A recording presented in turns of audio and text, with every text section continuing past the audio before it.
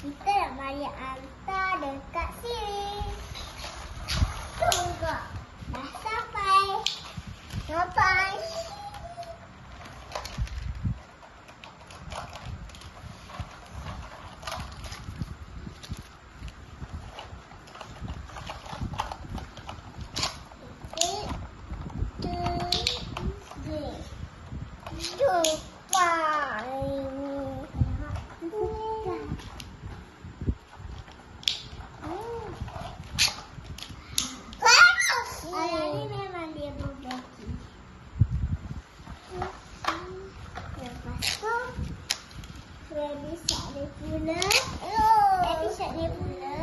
Dia pergi makan pokok.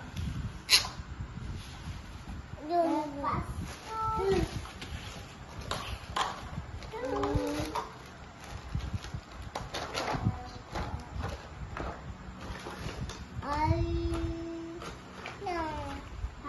ini pokok.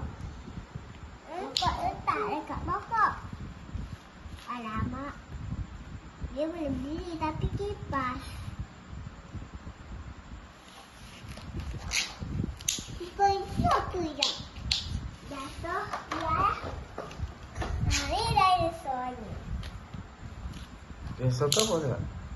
Dinosaur. Ada dinosaur di sini.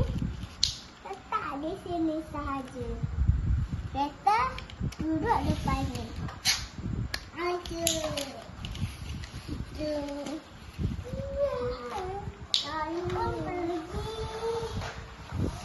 Pakai. Atas ni semula. Nak pakai kulit. Lepas tu.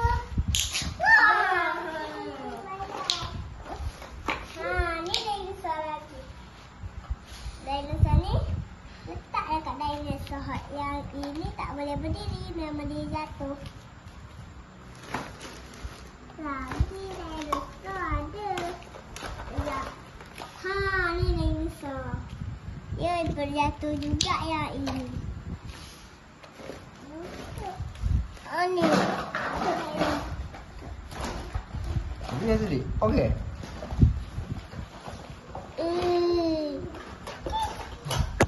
Ya. Ya.